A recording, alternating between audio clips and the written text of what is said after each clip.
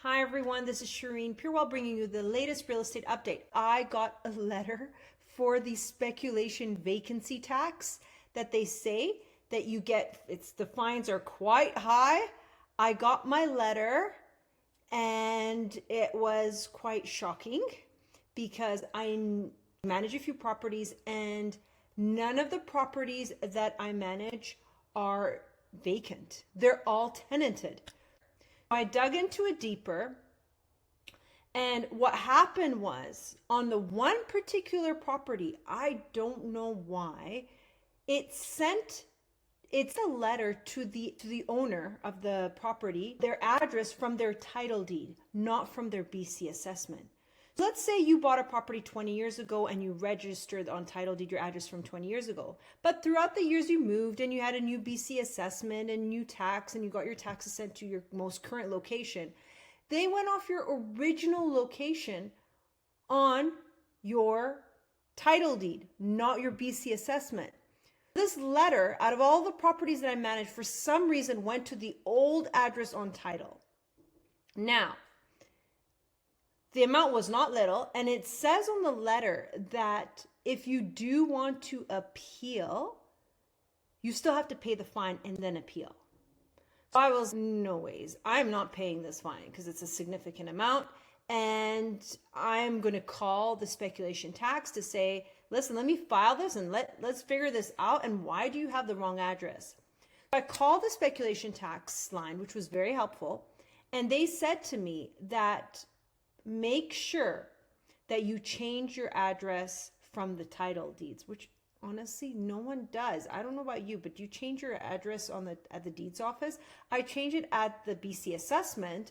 If you do have, really cool tip that I learned throughout this whole process, if you do have the BC services card, which anyone living in BC should definitely get, through the BCC services card app on your cell phone, it is so easy on most of these crown corporations or government entities to change your address then. It is really easy and it's free. I changed my address at title deeds. It was free. I changed it. That's the only place I needed to change. But when I was looking through the list, it's so easy to change it at different places as well.